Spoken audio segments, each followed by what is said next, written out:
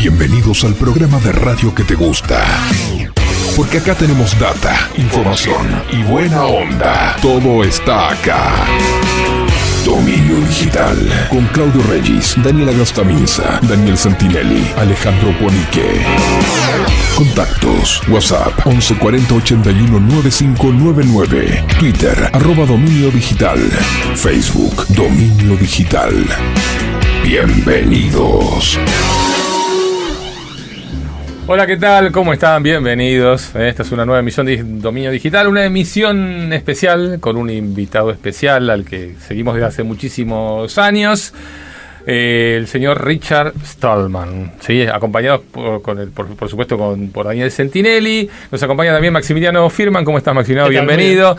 Ponique está de viaje, Alejandro, y Daniela está enferma, así que tenemos dos bajas en el día de hoy. Me parece que Ale no vino porque no se animó a enfrentarse. No se animaba a hablar con esta, ¿no? Bueno, bienvenido, Richard. Muchas gracias por estar con nosotros. No soy capaz de escuchar tan rápidamente la palabra. Vamos a hablar despacio.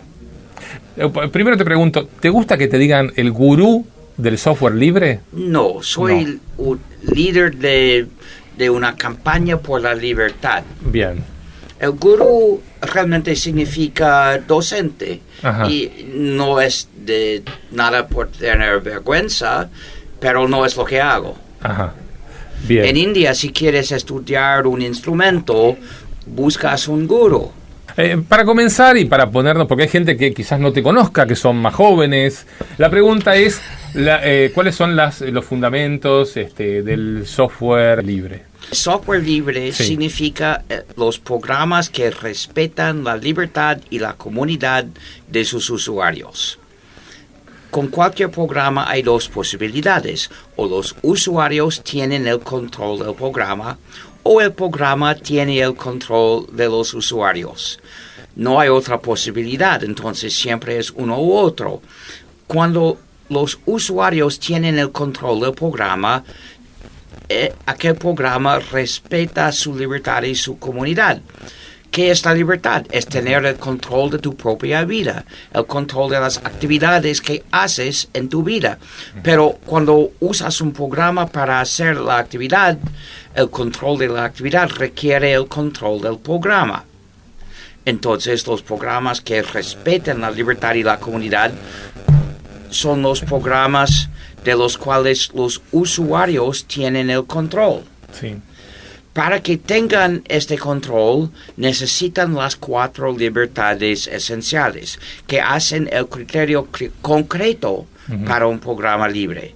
La libertad 0 es de ejecutar el programa como quieras, para cualquier fin. La libertad 1 es de estudiar el código fuente del programa y cambiarlo para que haga tu actividad informática como quieras tú.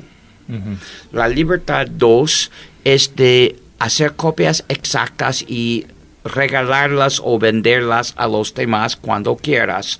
Y la libertad 3 es de hacer copias de tus versiones cambiadas para regalarlas o venderlas a los demás cuando quieras.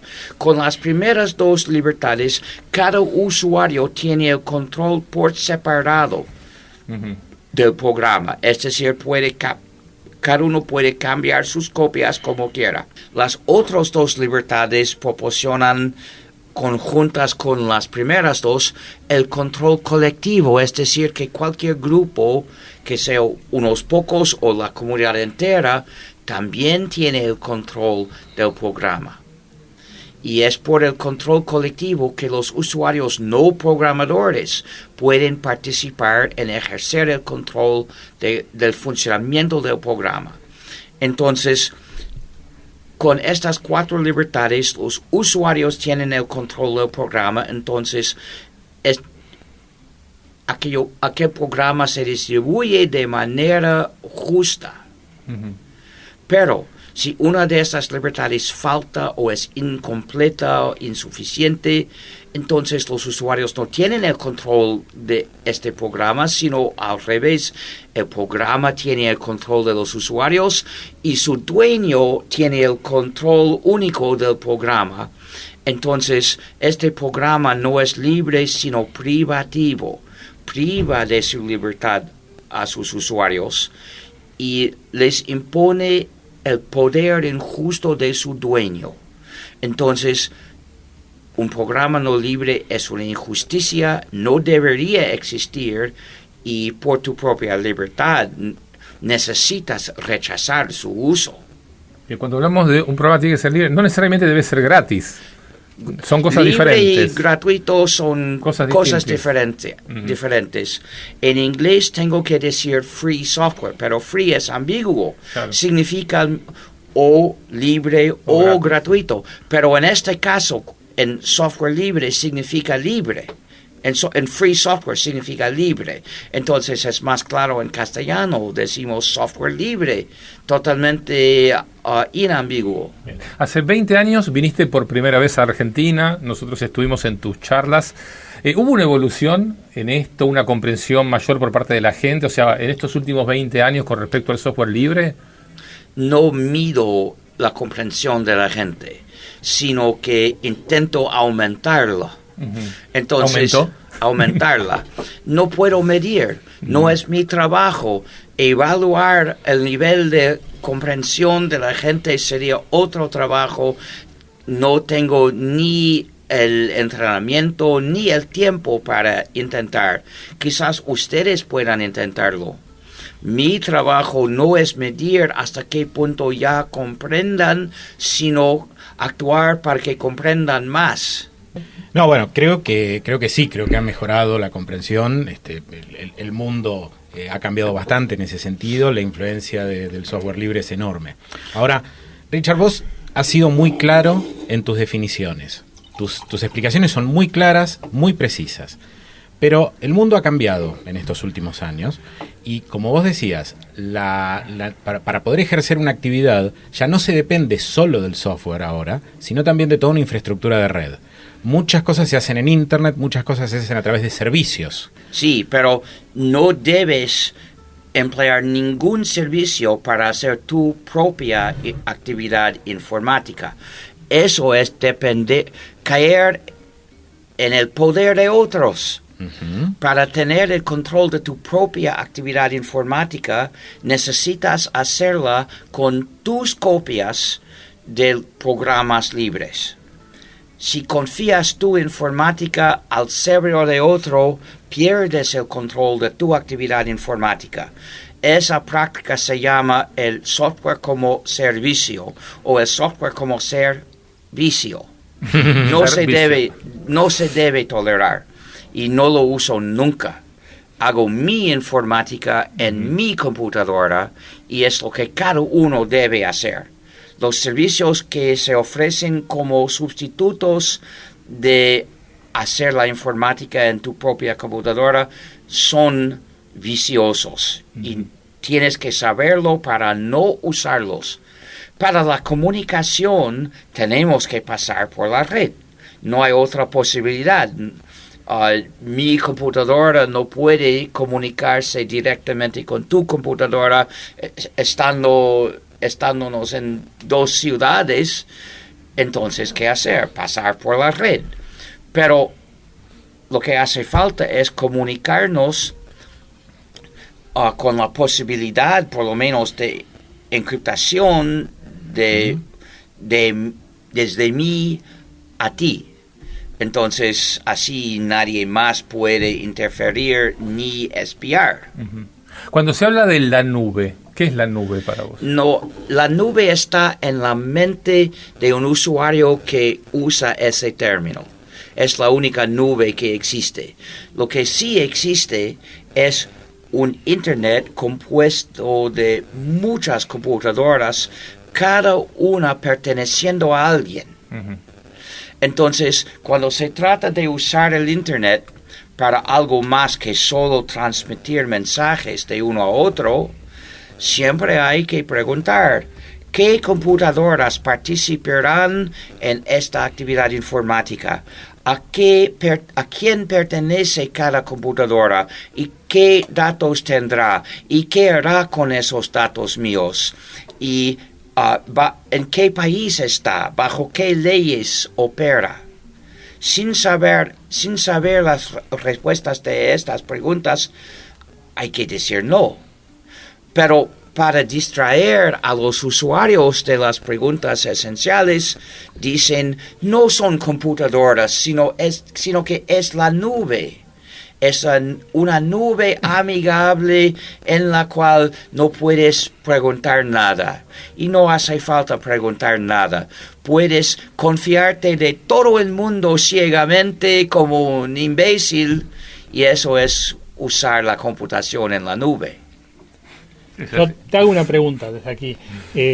La solución, ¿cuál podría llegar a ser? Porque uno dice, bueno, regulaciones. Eso no es difícil de solucionar. Es rechazar lo que llamen computación en la nube, preguntando las preguntas inteligentes. ¿Qué computadoras me propones usar? ¿Y qué hará cada una?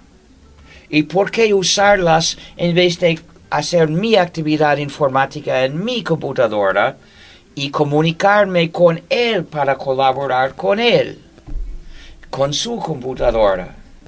Si hoy él quiere hacer software, puede licenciarlo con licencia GNU porque has creado un marco de referencia. Sí, pero para el ¿podemos software libre. quizás hablar de lo que hemos hecho hoy en esta radio? Sí, porque muy buen hemos ejemplo. logrado un cambio importante. ¿Puedo contar yo la historia? Esta mañana me llega un mail de Richard que me pregunta cómo se va a transmitir el programa. Entonces le digo por streaming y después se sube a YouTube. Entonces dijo, no, YouTube, no. Bueno, sacamos YouTube. Y me dice, bueno, voy a revisar el streaming, a ver si el streaming permite a cualquier persona ingresar. Y encontró, él se quiso conectar y se le aparecía la pantalla en blanco. Entonces me dijo, bueno, no, streaming no. Fue una ventana blanca, sí, porque requería ejecutar un programa no libre en JavaScript. Bien. La página venía con programas no libres y mi navegador los bloquea, claro, para proteger mi libertad de los programas no libres. Seguro. Entonces, lo que yo le dije es, bueno, entonces hagamos así, grabemos el programa, dado que a través del streaming no sería un streaming válido en este caso. La cuestión es que cuando llegó acá a la radio, habló con los técnicos de la radio y haciendo modificaciones en el streaming lograron que el streaming sea accesible a todo el mundo. O sea, accesible sin software privativo. Sin software privativo. Este es el punto. No se trata de prejuicios entre personas. No había un tal problema. Uh-huh. El problema que había fue exigir ejecutar un programa privativo, pero ya están escuchándonos porque lo han corregido. Seguro. Ya. Sí, bueno, agradecemos a la gente de la radio que tuvo 34 técnicos corriendo para que esta transmisión pudiera salir el día de hoy. Y en el fondo a mí me quedó, al comienzo me preocupé mucho a la mañana cuando dije, ¿cómo hacemos entonces? Y después me quedé, él de alguna manera dijo, bueno, este es un triunfo de alguna forma, ¿no? Sí, es una victoria. Es una victoria. Porque, ¿por qué presto atención a tales cosas? Primero, porque no quiero comportarme de manera contradictoria a la filosofía que apoyo. Estoy diciendo, no uses un programa privativo, rehúsa. Cuando alguien te pide ejecutar un programa privativo, tienes que decir no. Pero si lo digo transmitiéndolo a través de un programa privativo, sería autocontradictorio. Sí. Tengo que evitarlo. No podría lograr difundir mi mensaje actuando en contra de mi propio mensaje. Eso sería autoderrotador. Sí. Pero entonces tengo que prestar atención, pero lo que deseo, el mejor resultado siempre sería cambiar los medios usados, corregir el problema, y la mejor cosa es corregirlo permanentemente. Bien. Una cosa que alguna vez me preocupó, que dijiste, en la Argentina están implementando el sistema Sibios para cuando entramos por migraciones, por Ezeiza, por ejemplo, y por un montón de puestos de migraciones, que hay que poner los dedos. Y Richard se niega a eso, de hecho dejó de ir a un montón de países, ¿no? Porque hay que poner un montón, pero algunos países, hay países en los cuales ya no entro no voy a esos para no dejar tus países huellas. porque es injusto tomar las huellas dactilares de la gente, es tratarla como criminales. Es lo que comenzó en mi país. Mi país es el culpable de muchos males internacionales, pero uno de los países que ha imitado, ha seguido el mal ejemplo de mi país es Argentina.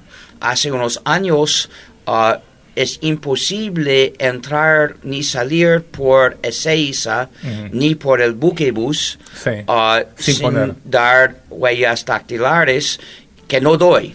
Pero afortunadamente hay caminos para entrar y no es secreto. ¿Cómo hiciste para entrar esta vez? ¿Por dónde viniste? Entrando por tierra. No hay el problema. Ahí no hay que poner los dedos. No hay, las huellas. No los piden. ¿Y el día que los pidan? No vendré más. ¿Se da cuenta? ¿Por qué crees que la gente no se queja de eso? Porque no tienen el espíritu mental de quejarse, de rebelar en contra de las medidas de la supuesta seguridad. Pero ¿qué seguridad necesitamos? Sobre todo, seguridad contra la tiranía, contra la represión. Ni en tu país ni en mi país es posible dar por supuesto que no haya represión, que no haya hasta tortura del Estado.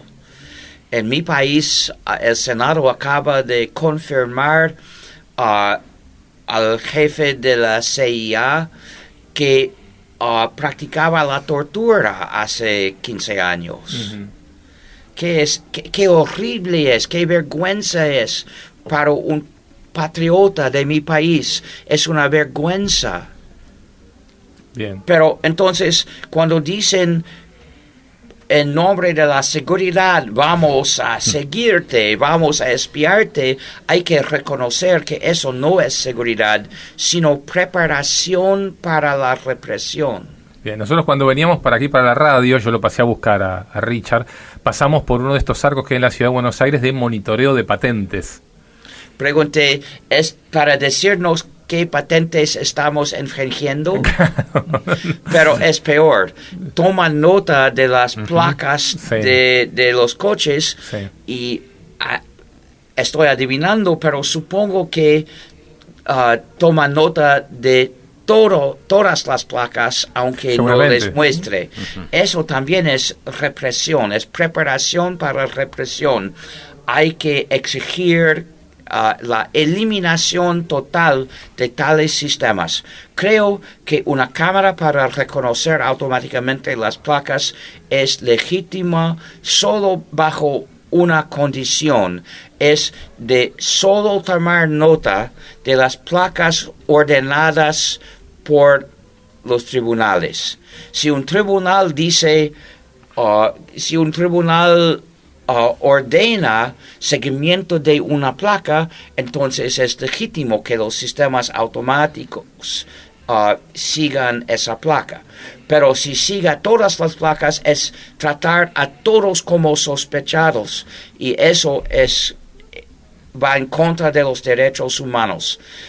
Hace falta ese nivel de protección para protegernos del poder de investigación del Estado. Necesitamos que el Estado tenga poder, porque sin poder no puede cumplir con sus misiones.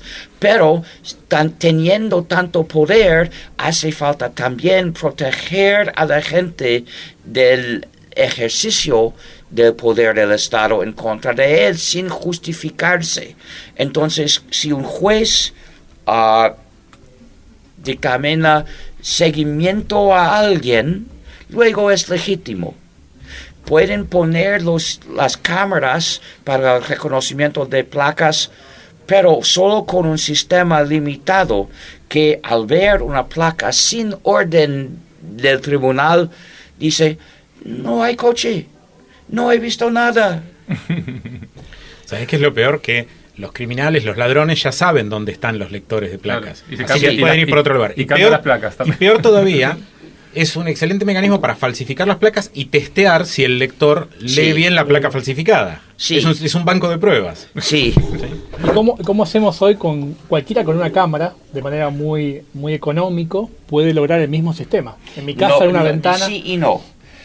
Quien quiera puede sacar fotos de vez en cuando.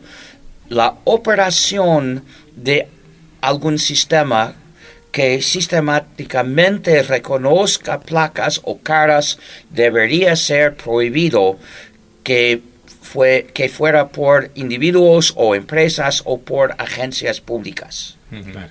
Bien, bueno, tenemos algunas preguntas que nos están... Excepto siguiendo esa norma de limitarse a reconocer a los individuos o los coches ordenados por tribunales legítimamente. Exacto. Bien, tenemos preguntas de los oyentes. A ver, vamos con una pregunta. Para las preguntas a Stallman, mi nombre es Javier Castrillo. Ya sabemos la posición de Stallman con respecto al programa de la gestión anterior, Conectar Igualdad. Quería saber puntualmente la opinión de Richard sobre el sistema operativo Guaira y su implementación a partir de una política estatal. Gracias. Guaira es una distribución del sistema GNU con kernel Linux. Entonces debería llamarse Guaira GNU con Linux. Su problema es que contiene programas privativos. No es un sistema totalmente de software libre, entonces no puedo recomendarlo. Es mucho mejor que usar Windows o MacOS o Android o cualquier sistema mayormente privativo. Pero no llega completamente a la libertad y es importante que la gente lo sepa. Recientemente tuve una idea acerca de las fiestas de instalación. Por ejemplo, FreeSol. Sí. Siempre hay una tensión entre dos metas. Hay la meta de llevar a la gente a la libertad, de instalar únicamente software libre, de enseñar el mal moral de un programa privativo, y el deseo de los principiantes de hacer funcionar computadoras con periféricos que necesitan drivers privativos para funcionar. Y normalmente lo que hacen es instalar una distribución no libre de GNU con Linux. Pero he imaginado otra manera de resolver esta tensión es primero instalar únicamente distribuciones 100% libres, pero que hay en un rincón el diablo, alguien vestido de una máscara de diablo o otra cosa equivalente para instalar los drivers privativos si la máquina lo necesita. Es decir, que el FreeSol mismo no lo hace, porque los líderes del FreeSol nunca tocan código privativo, están en contra de instalarlo, pero toleran la presencia del diablo para hacer funcionar esas máquinas. Bien. Bueno, tenemos... Pero de esta manera enseñará que los drivers privativos son malos. Bien. Y esta lección es muy importante. Bien, hay que entonces que tengan un diablo en la próxima, ¿no? Se nos está hablando, porque Richard siempre ha sido un fundamentalista y está muy bien. Él es el ejemplo, él tiene que dar el ejemplo, tiene que tener una posición extrema, tiene que ser un símbolo del software libre. Pero esta es una opción de aceptar ciertos tonos de gris. Un titular, ¿eh? Sí, ¿Vamos con otra pregunta? Hola, ¿qué tal? Quería preguntar a Richard Stallman qué opina del caso de la empresa que contrata a un programador para que desarrolle una herramienta de software muy específica que lógicamente cobra por sus horas, días, a veces meses de trabajo, honorarios. Pero, ¿qué ocurre después? ¿Debería ese programador compartir el código? ¿Debería la empresa compartir el código a pesar de que sea algo muy específico para ese usuario y que pueda... ¿Puedo contestar? A pesar de que pueda llegar a implicar incluso cierta confidencialidad. ¿Puedo contestar? Es que no digo que haya la obligación de publicar todos los programas. Nunca lo dije. Escribir un programa y usarlo privadamente es legítimo. Y ese programa es libre. Es libre porque todos sus usuarios tienen las 4 libertades. Este programa tiene a un solo usuario, su autor. Y él tiene todas las 4 libertades, entonces este programa es libre de manera trivial. Uh-huh. El autor, en este caso, no impone su poder a nadie, no somete a nadie. Pero si comienza a distribuir copias como software privativo, comienza a someter a gente. Esto no se debe hacer. Si el autor escribe el programa para un cliente, luego entrega el código como software libre al cliente, ya tiene 2 usuarios. Pero cada uno tiene las 4 libertades, entonces no es malo. Bien. Si el cliente, normalmente una empresa, no distribuye este programa, no somete a nadie, entonces no hay injusticia. Es un modelo muy común de negocio y no estoy en contra. El riesgo, el peligro al cual hay que tomar precauciones es que un día el cliente distribuya el mismo programa como software privativo, claro, privando a otros de su libertad. Pero si el desarrollador entrega el programa bajo una licencia de izquierda de autor, como la GPL de GNU, eso protege. Bien, bueno, tenemos que hacer un pequeñísimo corte de 2 minutos, te vamos a dejar descansar 2 minutos y ya continuamos conversando con Richard Stallman aquí en Dominio Digital, ya volvemos. Herdata, líder en automatizaciones de radios, acompaña a las emisoras en el nuevo desafío de incorporar video a sus transmisiones. Visítanos en www.herdata.com. Zungli Merchandising, tu marca al alcance de la mano. Llaveros, pines, medallas, identificadores de personal y mucho más. Fabricación y comercialización de artículos publicitarios en metal. Descubrí cómo darle cuerpo a tu imagen en zungli.com.ar. Grilón 3 ofrece filamentos para impresión 3D de calidad internacional. 5 variantes de PLA, 2 de nylon, ABS y flexible. Desarrollando día a día novedades para el sector. Producido por NTH, Industria Argentina. Obtené tu nuevo dominio internacional .com, .net o .org por solo $9.90 con Incrediname. También, renovación de dominios obtenidos por otra empresa registrante por solo $8.75 por año. Incrediname. ¿Querés alojar tu página web? ¿Potenciar tu negocio?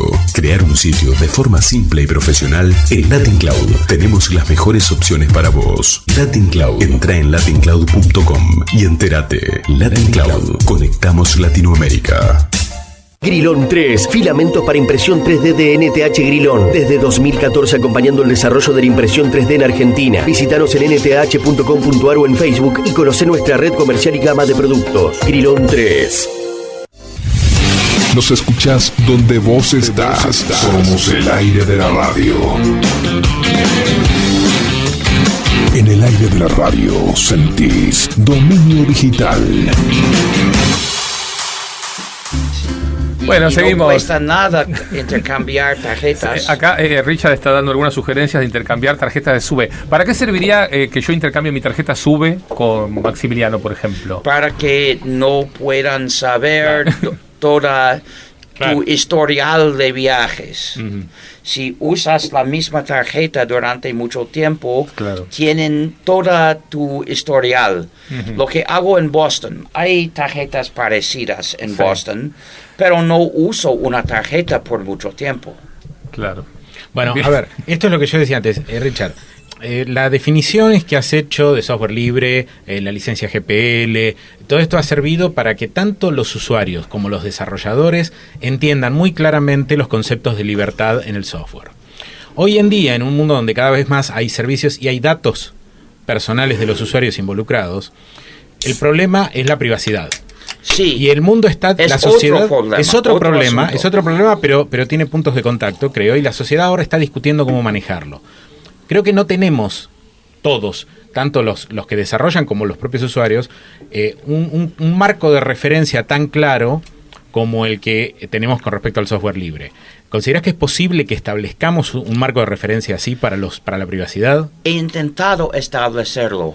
Es que tenemos que legislar para limitar la acumulación de bases de datos personales.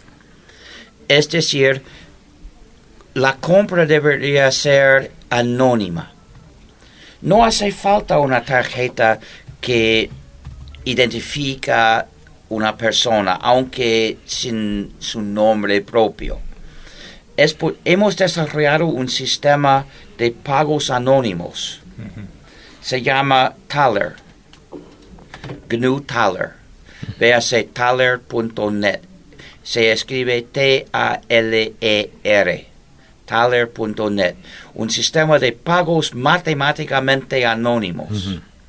Entonces, y no es una moneda, no es como Bitcoin.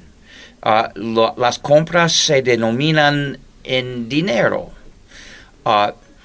Pero si usaran Thaler para los transportes de Buenos Aires, funcionaría así. Pagas algún dinero y recibes cuantas, ¿cómo se llaman? Como tokens para viajes. Y cada vez usarás tu tarjeta para pagar transporte, pero no sabrán qué tarjeta haya pagado. Solo podrán asegurarse que alguien ha pagado. Ok. Después tenés casos como lo que ha pasado recientemente con Facebook y Cambridge Analytics, con respecto a cómo se ha utilizado la información, cómo se vende esta información. Es un asunto secundario, porque cualquier base de datos personales será abusado, porque hay tantas maneras de abusarlo. Puede ser abusado, como en este caso, por la organización que ha recogido los datos, o con colaboración de esa organización, como en el caso de Facebook y de Cambridge Analytica. Pero también puede ser abusado por empleados de la organización sin autorización de hacerlo, pero lo hacen. También puede ser abusado por ladrones. Hay muchos ladrones de datos y toman datos personales para abusarlos. También puede ser abusado por el Estado. En mi país hay una ley horriblemente injusta de que la FBI puede tomar una copia de casi cualquier base de datos personales sin siquiera orden del tribunal. Es decir, que han saltado la protección fundamental de nuestra Constitución. Y me dicen que proponen una tal ley en Argentina. Evidentemente, tales leyes garantizan el abuso de cualquier base de datos. Entonces, la única solución es cambiar los sistemas para evitar de acumular los datos personales. Eso sería un gran cambio de filosofía, porque la tendencia de hoy en día es diseñar los sistemas para saber de todo, para guardar todos los datos, para poder diagnosticar en cada caso lo que ha sucedido y a quién, pero es también un sistema de seguimiento. Entonces, perjudica los derechos humanos fundamentales y perjudica la democracia. ¿Por qué la democracia? La democracia significa que el pueblo tiene el control del Estado, pero el Estado suele actuar secretamente, escondiendo sus actividades. ¿Cómo ejercer el control de las actividades de las cuales no sabemos? Solo gracias a los reveladores de secretos, a los héroes como Edward Snowden. Entonces, pero los estados suelen llamar a los criminales para ponerlos en prisión. Entonces, ¿cómo pueden revelar secretos a salvo? Solo porque si el Estado sabe siempre quién va a dónde y quién se comunica con quién, puede siempre identificar al revelador de secretos para ponerlo en prisión.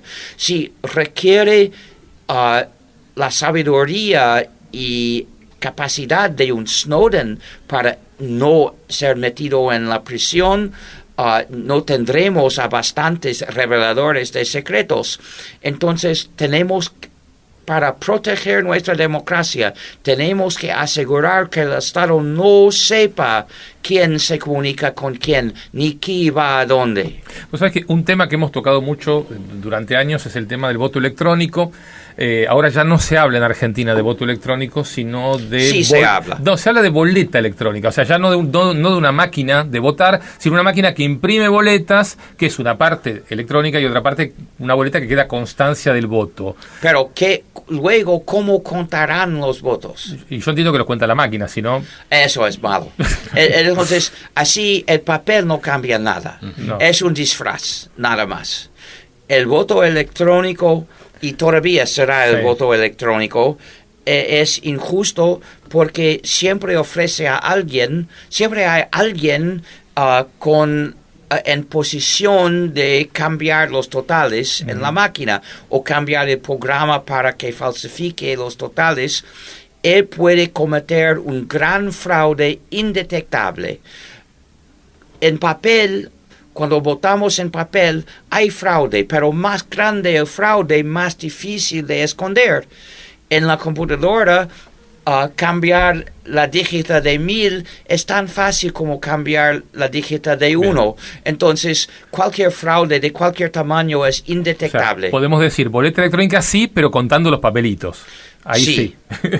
O sea que tampoco tendría mucho sentido. Para eso podemos ir a la boleta única y marcar con crucecitas, ¿no? Quizás sea lo mismo. ¿Tenemos una pregunta más? Hola, doctor Stallman. Soy Ricardo, profesor de informática. Muchas veces lo hemos escuchado hablar acerca de la importancia del software libre para la educación. En mi área en particular esto es especialmente importante porque nos permite estudiar y aprender de los programas y al mismo tiempo, solo si sabemos programar, se pueden ejercer plenamente las 4 libertades del software libre. Sin embargo, en la mayor parte de la República Argentina no existe la informática como materia oficial en los planes de estudio. Me gustaría conocer su opinión al respecto. No estoy de acuerdo con los que dicen que todo el mundo debe aprender a programar. Es como decir que todo el mundo debe aprender a construir su propia casa o su propio coche. Algunos quieren hacerlo, pero los demás no. Me gusta cocinar algo, pero a muchos no. Hay muchas cosas que hacer en la vida. El punto de las 4 libertades es que los no programadores también pueden participar en el control colectivo. Uno que no sabe programar no escribirá personalmente cambios en el código fuente, pero puede participar en un grupo que implemente cambios según los deseos de sus miembros.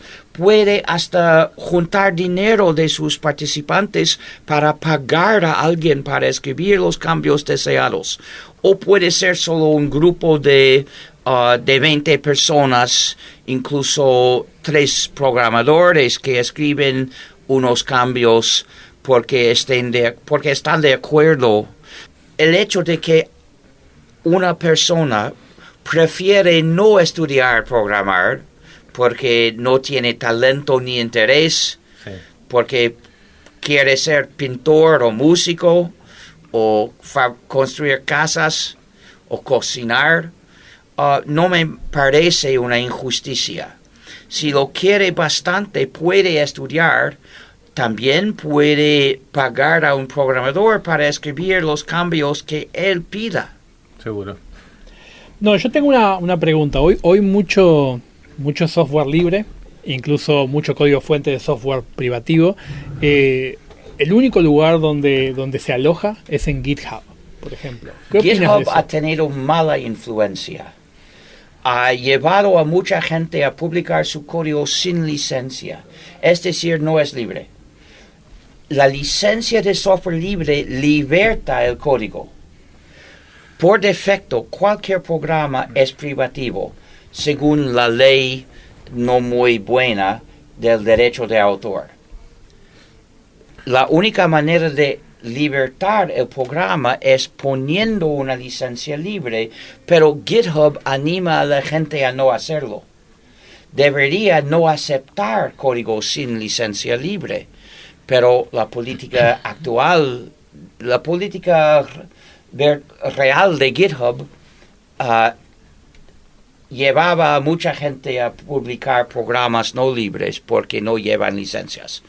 Pero otra política de GitHub que ha tenido influencia muy mala es que fomentó el uso incorrecto de la licencia pública general de GNU, es decir, la GPL de GNU, porque no decía que es importante decir este programa puede usarse bajo la versión 3 o posterior de la GPL. El lugar donde se dice es en la noticia en cada archivo de código fuente, no en la licencia misma. Entonces, si pones una copia de la GPL en el programa en un archivo, pero en los archivos de código fuente no dices nada, claro. No dice si es solo versión 3 o es versión 3 o posterior, no se sabe, no es claro, es licenciamiento ambiguo. Claro. Que GitHub ha fomentado. Sí, sí. Y muchos han elegido solo la versión 3 sin saber que tenían una elección que hacer. Entonces, ha sembrado incompatibilidad potencial futura de licencias. Porque el motivo para decir versión 3 o posterior es por si acaso algún día tenemos que publicar una versión 4. Entonces publicaremos programas diciendo versión 4 o posterior. Pero si un programa actual dice versión 3 o posterior, solaparán en la versión 4 o posteriores. Todos podrán usarse bajo la versión 4 desde haya una versión 4. Entonces, seguirán en compatibilidad de licenciamiento. Pero los programas actuales que dicen solo versión 3 o que no hablan de la cuestión de versiones, es posible que se queden siempre bajo únicamente la versión 3 y sean incompatibles con otros programas futuros bajo la posible versión 4. Bien, tenemos una preguntita más. Hola, Richard, habla Alejandro Ponique, columnista del programa, que lamentablemente hoy no puede estar ahí. He notado que usted toma Pepsi regular. Raro, siendo que la fórmula de Pepsi es privativa y no puede ser mejorada por la comunidad. No estoy usando un programa. Más allá de la bebida es la salida del programa. A ver, ¿podemos escucharla completa? Porque era más larga, creo que la pregunta. A partir de ahí sí podés. Hace tiempo. Eso es una realidad. Sin embargo, aquí en Argentina, el general Perón decía: la única verdad es la realidad. Y la realidad demuestra que los avances tecnológicos más importantes de esta era se han logrado gracias a que sus creadores han sabido o han podido proteger sus métodos y mecanismos como un buen chef cuida sus recetas. No comprendo lo que está entonces, diciendo. En mi opinión, el movimiento software libre parece siempre ser un movimiento incipiente crónico. ¿Qué opina al respecto? Es falso. A veces hemos logrado programas importantes libres que se usan muchísimo. Entonces, evidentemente esa crítica exagera la realidad. Bien, ahí te trajimos un té, Richard. Pero es muchísimo té y agua insuficiente. Bueno, ahora hay que poner más agua. Producción, más agua. ¿Te puedo decir nombrar algunas empresas varias y me decís por qué usarlas o no, usar sus productos o no. Yo te digo Netflix.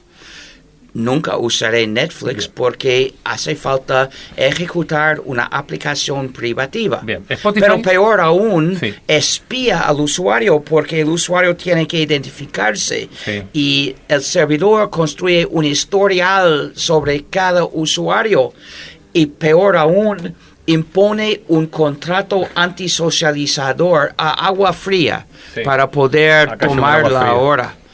Te quiero poder tomar ahora. ¿Es agua caliente? No, creo que es fría. Oh, ok. ¿Frío o caliente? Es caliente. Es caliente. A ver, producción, agua fría pedimos. Toma agua fría. Bueno, entonces, Netflix no, entiendo que Spotify en el mismo sentido tampoco, es lo mismo. Tampoco. Uber. Digo, out, damned Spotify. Uber. Igual. Es lo mismo. Porque Uber Tampoco. exige ejecutar un programa privativo y exige que el usuario se identifique para pagar. Claro. Entonces, construye un historial acerca de los movimientos del usuario. Es injusto. Entonces, para mí es una guerra. Uber quiere acabar con los taxis y así acabar con nuestra privacidad. Tenemos que actuar de antemano atacando a Uber. Entonces, rehúso subir en un coche de Uber aunque otro sea el cliente. Bien, acá veo en tu página que dice que rechazas también los baños pagos. Eso es por defensa de los derechos de los pobres. Yo tengo dinero para pagar, pero hay otros que no tienen dinero. Entonces encuentro totalmente injusto exigir un pago para usar un baño. Todo el mundo debe poder usar un baño. Y la idea de negarle a los pobres el uso de un baño me parece totalmente cruel. Es verdad. Otra de los elementos que mencionás como digamos, como que tenés cierta resistencia es a los libros electrónicos, a los ebooks. ¿Cuál sería el problema de un ebook? Teóricamente ningún problema. Hay ebooks totalmente legítimos. Se pueden copiar, se pueden bajar sin identificarse.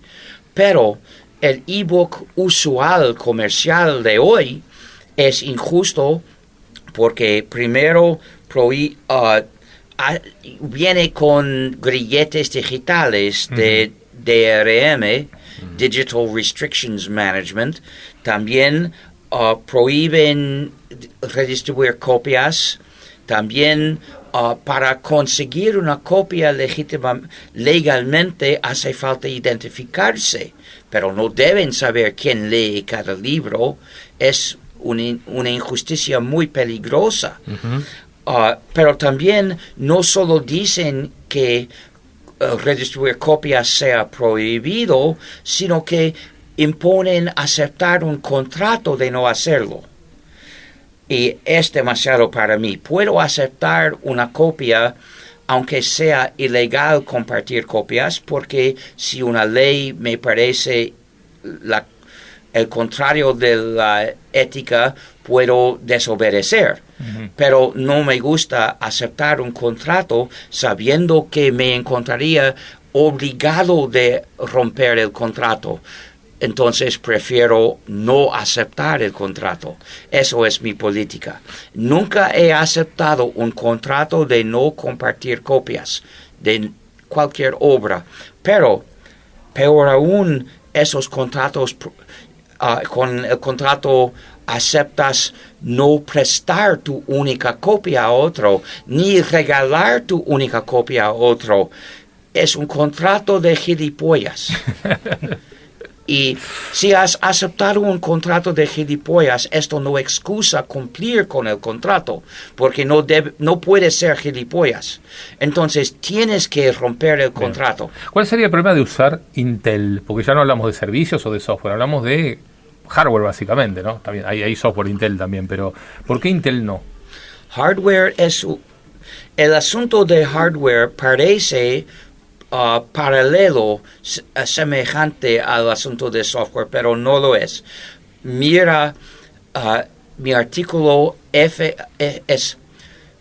gnu.org/philosophy/free-hardware-designs.html para toda la explicación. Pero en cuanto a Intel, el motivo para rechazar sus procesadores es que contienen una puerta trasera, el así llamado Management Engine, que es otra computadora específicamente para el poder de Intel. Intel puede comunicarse con ese procesador secundario aunque el procesador principal esté apagado. Una puerta trasera, es decir, que no tiene ninguna seguridad contra Intel ni, supongo, contra los Estados Unidos. Bien, nos quedaron pocas empresas para usar. Y sí, ni hablar de sí. Facebook, Twitter, bueno, ahí No, eso desde ya. Sí, desde ya que Sí, no. y Facebook y Twitter son diferentes. ¿Ah, sí? Facebook es un monstruo de husmeo y seguimiento. Ajá. No, Facebook no tiene a usuarios, sino usados. Usados. Sí. Entonces, que no seas usado de Facebook.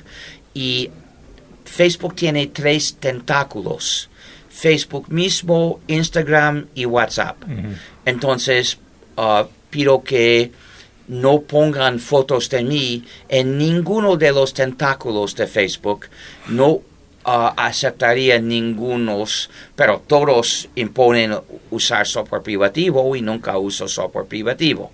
Ningún programa privativo, entonces no podría usar ninguno de sus tentáculos. Twitter es diferente. Más o menos sí puedes usar Twitter sin software privativo. Bien. Y no exige totalmente identificarse. Okay. ¿Qué hacemos con los celulares? Porque hoy en día la mayor parte de la gente tiene un celular que es un dispositivo de seguimiento, de rastreo, Exacto. de monitoreo, de control. Pueden convertir el celular en dispositivo de escucha, que escucha siempre las conversaciones en su alrededor para transmitirlas. Entonces, no llevo celular. Nunca he tenido teléfono celular y nunca lo tendré, porque no acepto que el Estado pueda escucharme todo el tiempo ni seguir mis movimientos. Yo creo que la gente termina de alguna manera por comodidad aceptando un montón de cosas. Porque se rinden. Se rinden, claro. Es triste, es muy triste porque hay que resistir. Claro. Porque imagínate a alguien que de pronto... Pero hagan lo que hagan los demás, yo sigo resistiendo. Claro. La idea de llevar voluntariamente un dispositivo para escuchar todas mis conversaciones me parece loco. ¡Qué tontería! ¡Qué locura! No considero llevar tal cosa. Y supongamos una persona que tiene que hacerse una tomografía. ¿Qué debería preguntar? ¿Usa software privativo? ¿Dónde se va a almacenar? ¿Qué van a hacer con mi información? No oigo lo que dices. Quiero decir, en un examen médico donde imágenes se almacenan en una computadora, las guarda una empresa o una clínica. Yo no podría decir, bueno, no me saco una radiografía o una tomografía porque en algún momento es como que uno termina... En ese caso... es la clínica que usa el programa. El programa que sea. No lo uso yo. No tengo aparato de tomografía. No soy dueño de un tal aparato ni tengo por qué poseerlo. Entonces es la clínica que usa un programa privativo. No rechazo hacer trato con una empresa porque usa un programa privativo. Bien. No hay por qué. No es mi libertad que se perderá, es la libertad de la empresa y digo qué lástima, pero no es un motivo para rechazar el trato con esa empresa. Lo que no deberías permitir es que publiquen una radiografía tuya en Facebook. Claro. Bien, bueno, nos quedan 3 minutos de programa. Bueno, yo una pregunta rápida. ¿Sos optimista o pesimista respecto al futuro? Soy pesimista de naturaleza, pero no me rindo, porque rendirse garantiza perder. Lleva directamente a la derrota. Bien. Si sigo luchando, la victoria queda posible. Bien. Pero para ustedes hay que reconocer que si todos lucháramos, ganaríamos totalmente en poco tiempo. El obstáculo principal es convencer a bastantes que luchen. Y les recomiendo visitar la página de Richard, que es stallman.org, donde van a encontrar un montón de información de, bueno, un poquito de todo lo que estuvimos conversando aquí. Los asuntos relacionados al software libre están en gnu.org. Sí, gnu.org, los que quieran. Stallman.org es mi sitio personal donde hablo de otros asuntos. Bueno, pero también está GNU Project, o sea, hay links a todos lados, ¿no? Sí. Bien, bueno, esperemos que puedas volver muchas veces nuevamente y desde ya agradecido por haber estado esta hora con nosotros. Les cuento que este programa no lo van a encontrar ni en Facebook ni en YouTube, cosa que hemos hablado con Richard, pero sí van a poder seguramente descargar el video y escuchar también pueden descargar los audios, ¿sí? Pero vamos a evitar estar en estos sitios a pedido justamente de Richard, ¿sí? ¿Está bien? Sí. ¿Estamos aprendiendo? Happy hacking. Bueno, muchas gracias. Nos encontramos la semana que viene. Compartan este programa, que es libre, además. Chao. Hasta aquí llegamos con un programa más. Nos volveremos a encontrar en otra próxima emisión. Dominio Digital. Con Claudio Regis, Daniela Gastaminza, Daniel Santinelli, Alejandro Ponique. Hasta pronto.